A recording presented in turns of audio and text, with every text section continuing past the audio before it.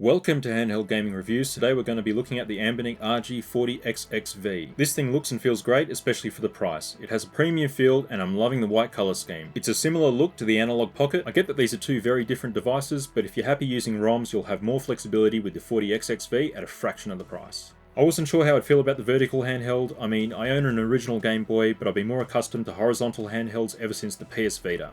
I play a lot of games while I'm lying down just before bed to wind down at the end of the day, and the vertical handhelds, or clamshell handhelds for that matter, suit this perfectly. The screen is raised a little higher, which is fantastic for that play scenario. The RG40XXV comes packed with a mini HDMI out, volume rockers, a reset button, power button, an Anbernic menu button, D-pad and your standard A, B, X, Y buttons, as well as a thumbstick. There is also a USB-C port for charging and a 3.5mm headphone jack. It's got Bluetooth and Wi-Fi support as well. While half an inch might not seem like a lot, phrasing, it's a very perceivable difference when you're comparing a 3.5 inch screen to a 4 inch screen. The screen looks great and the pixel density is still more than adequate at this size. Okay, so I know the D-pad has been both widely praised and also something Anbernic has used in other devices before. What I will say is it's a great D-pad, it's raised, soft, feels responsive. The D-pad on this device might be the reason I switched to using the 40XXV over the 35XXSP when I'm playing games at home. For taking a handheld out and about with you though, you still can't beat the clamshell in my opinion. I'll include a link to my review on the 35XXSP in the description below.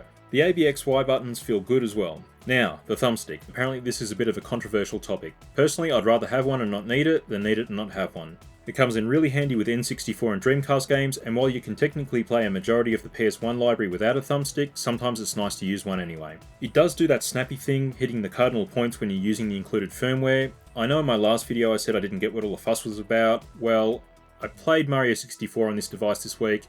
Okay, I get it now. Custom firmware apparently fixes this, which is great, so I'm looking forward to using this thing with MuOS once that's finally ready for public release. Battery life appears to be on par with the 35XXSP, it's probably around the 4 to 5 hour mark. Either way, most ad hoc gameplay sessions you won't have to worry about. Travelling on a long haul flight, well, this thing charges off USB, so you'll be fine there too if you top this thing up while you're having your in-flight meals. I've only had to charge it once this week, and even then it had more than 1/3 battery power left when I did, and that's with play sessions of 45 to 60 minutes a night for around 4 nights in a row. I guess that also means the standby functionality works well in terms of power drain. While that's not a particularly scientific test, it is a real world use case example. The 40XXV has the same H700 chipset as the rest of the RGXX Anbernic range. What this means is you'll be able to play up to PS1 and some N64 and Dreamcast games. I've really enjoyed PS1 titles on this, and it also looks great for any of the older consoles. I would usually have the bezels removed and scale up the screen as much as possible, but for the purpose of this video I wanted to showcase what this thing looks like out of the box with the included firmware. So, can you just pick this thing up and play it out of the box? The answer in this case is absolutely yes, you can. While the included firmware does have its limitations, it's not hard to use, and the included games that I've tested at least work well enough without any tweaking. I will say that you'll still be prone to some games requiring a few tweaks from the N64 or Dreamcast library, but PS1 and lower appear to work fine for me.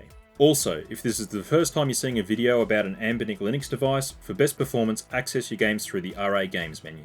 In terms of what this thing shipped with, I'm not sure if it's because it's still one of Anbernic's flagship models, but it only came with a charging cable in the box and no included screen protector as I've received with other Anbernic devices.